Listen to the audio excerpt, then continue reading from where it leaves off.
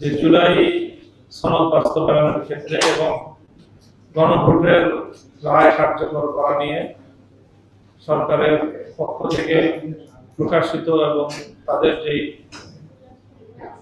তাদের যে কর্মকৌশল আমাদের কাছে স্পষ্ট হচ্ছে, এই বিষয়ে আমরা অত্যন্ত কঠোর একটা অবস্থানে যেতে বাধ্য হচ্ছি। আমরা বিএনপিকে আমি বলতে চাই যে বিএনপির সাথে আমাদের দীর্ঘ রাজনৈতিক সখ্যতার ইতিহাস রয়েছে। আমরা দীর্ঘ সময় বাংলাদেশে আধিপত্যবাদ বিরোধী লড়াইয়ে বিএনপির সাথে কাঁধে কাঁধ মিলিয়ে আমরা লড়াই করেছি, সংগ্রাম করেছি, ফ্যাসিবাদ বিরোধী আন্দোলন করেছি, সংগ্রাম করেছি। অতীতে আমরা একসাথে জোট করেছি, একসাথে সরকার গঠন করেছি।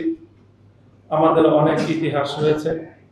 বিগত নির্বাচনেও এই ত্রয়োদশ সংসদ নির্বাচনকে কেন্দ্র করেও আমাদের দল বাংলাদেশ খেলাফত মজলিস বিএনপির সাথে আমরা সমন্বয় করে একসাথে নির্বাচন করারও চিন্তায় ছিলাম। আমরা একটা দীর্ঘ সময় পর্যন্ত আমরা বিএনপির সাথে জোটবদ্ধ হওয়ার চিন্তাটা পজিটিভ ভাবেই দেখছিলাম, কিন্তু কেন আমরা সেখান থেকে সম্পূর্ণ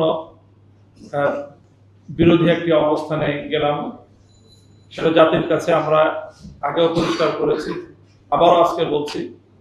যখনই আমরা দেখেছি যে বিএনপি এই জুলাই সনদকে কার্যকর করার ক্ষেত্রে আল-হিরা গ্লোবাল এডুকেশন ফাউন্ডেশন ওস্তাদ মাওলানা জাফর আহমদ মজুমদার কর্তৃক পরিচালিত আল-হিরা কিডস হ্যাভেন, জামিয়াতুল হিরা আল ইসলামিয়া এবং আল-হিরা ইসলামিয়া দাখিল মাদ্রাসা হিপস বিভাগ ও মাদানী নিসাবে ভর্তি চলছে। তার চেয়ে বড় করে বলতে গেলে জুলাই বিপ্লবের স্বীকৃতি প্রদান করার ক্ষেত্রে বিএনপির গড়িমসি আমাদের কাছে মনে হয়েছে যে এত মানুষের রক্ত, ১.৫ সহস্রাধিক তাজা প্রাণের শাহাদাতের বিনিময়ে অর্জিত এই বিপ্লব, ৩০ সহস্রাধিক বাংলার দামাল সন্তানদের, যুদ্ধাহতদের তাদের যে করুণ অবস্থা, তাদের যে পঙ্গুত্ব, তাদের যে অসহায়ত্ব, এখনো পর্যন্ত তারা হাসপাতালের বিছানায় ছটফট করছে। চিরতরে দৃষ্টিশক্তি হারিয়ে অন্ধত্ব বরণ করেছে অসংখ্য মানুষ। ভয়াবহ ইনজুরি নিয়ে তারা বিপ্লবের সাক্ষী হয়ে বাংলাদেশের প্রত্যন্ত অঞ্চলে ছড়িয়ে ছিটিয়ে আছে। এই রক্তের সাথে গাদ্দারি করে আমরা নিজেদের স্বার্থের রাজনীতি করতে পারি না। এই জায়গাটা থেকেই আমাদেরকে বিএনপির সঙ্গ ত্যাগ করতে হয়েছে। কাজে আমরা আশঙ্কা করেছিলাম নির্বাচনের আগেই বিএনপি প্রথমে গণভোটে সম্মত ছিল না। গণভোটে সম্মত হয়ে আমরা বলেছিলাম যে গণভোটটা আগে হোক, জাতীয় সংসদ নির্বাচনটা পরে হোক। বিএনপি সেটা নিয়ে মাঠ গরম করলো, সরকারের উপর চাপ প্রয়োগ করলো এবং শেষ পর্যন্ত গণভোট এবং সংসদ নির্বাচন একই দিনে করলো।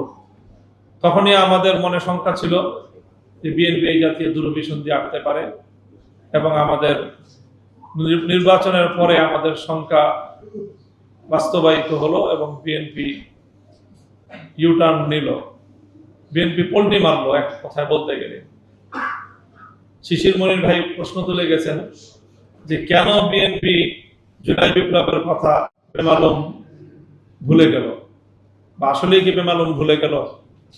আমার কাছে এটা পরিষ্কার উত্তর যে হ্যাঁ, বিএনপি জুলাই বিপ্লবকে ভুলে যেতে চায়। শুধু ভুলে যেতে চায় সেটাই নয়, বিএনপি ভুলে যেতে চাইলে ততটা সমস্যা ছিল না।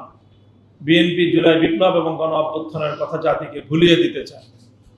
কেন ভুলিয়ে দিতে চায়? কারণ এই জুলাই বিপ্লবের সফলতার অপর পৃষ্ঠে একই সাথে অঙ্গাঙ্গিভাবে জড়িয়ে আছে বিএনপির নেতৃত্বের ব্যর্থতার এক করুণ ইতিহাস।